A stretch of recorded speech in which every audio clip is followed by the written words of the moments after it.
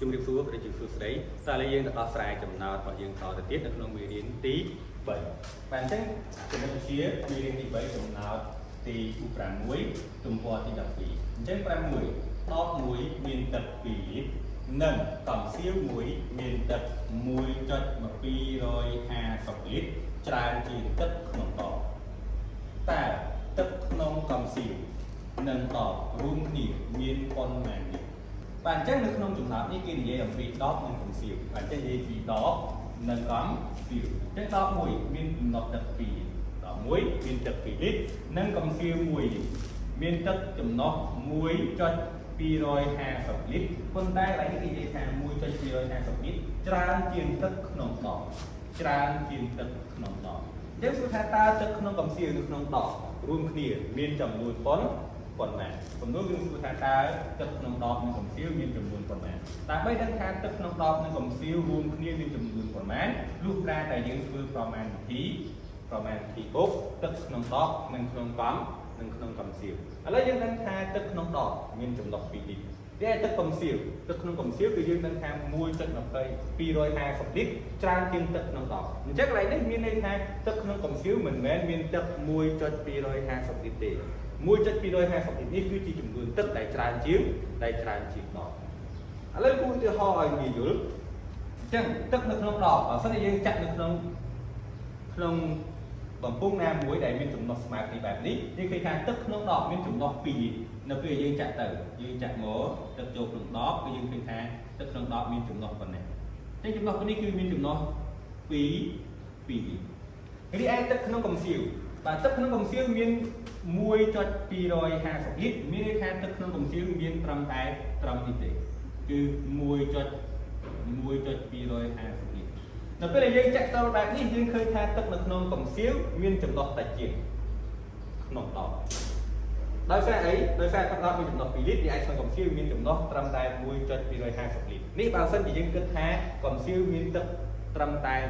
1.250លីត្រប៉ុន្តែនៅក្នុងនេះគេនិយាយបានថាកំសៀវមានទឹក1.250លីត្រច្រើនជាងទឹកក្នុងដប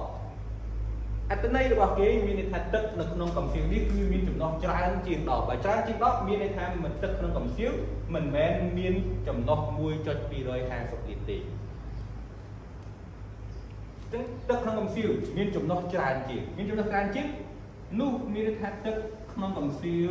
គឺចាក់មកស្មើជាមួយនឹងដបហើយគឺ2លីត្របន្តមកទៀតគឺច្រើនជាង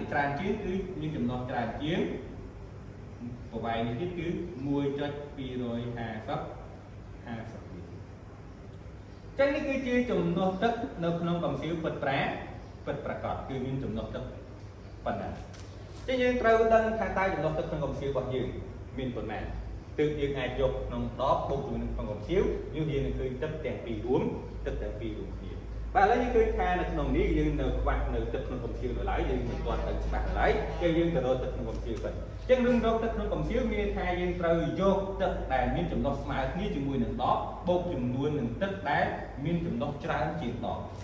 គឺយើងយក1.250លីត្របូកជាមួយនឹង2បូកជាមួយនឹង2ទៀតបាទឥឡូវយើងទៅមើលដំណោះស្រាយរបស់គ្នាចេញដាក់មករកទឹកក្នុងកំសៀវរកទឹកក្នុងកំសៀវអញ្ចឹងយើងត្រូវយក2បូកជាមួយនឹង1.250លីត្រស្មើតែអញ្ចឹង2ជាចំនួនពុតបូកជាមួយនឹង1.250ចេញខាងចំណុចនិងខាង0ឲ្យចំនួនពុតធ្វើប្រមាណវិធីបូកអញ្ចឹង0 5 2ទម្លាក់ចំណុច1បូកជាមួយនឹង2ស្មើជាមួយនឹង3អញ្ចឹងទឹកក្នុងកំសៀវមានចំណុះ3.250លីត្រ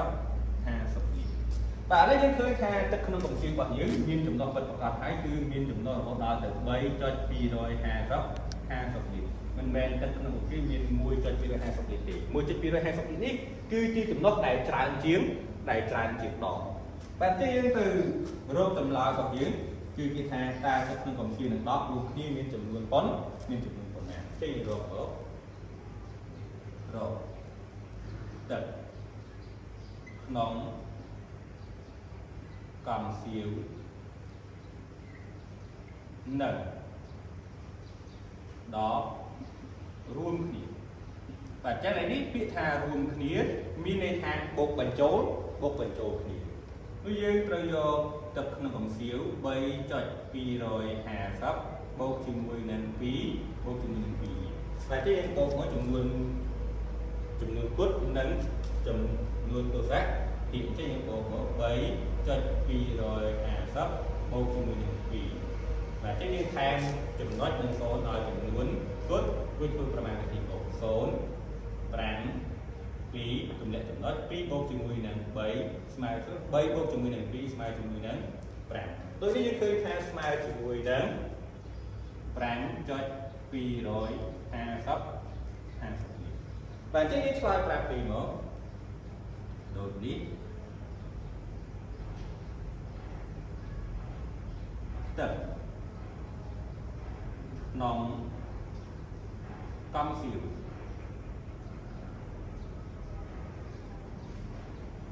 nè đỏ rùm khía miền chầm nó prang cho pi rồi hà sắp bạn thấy nó cứ chia chậm lại nó không chậm lại thì prang mười bọc gì chắc là tôi phân khâm các con ở kia nên ai mưa nơi chậm nào ở phía dưới ai có sài bạn ở cuốn chuẩn bị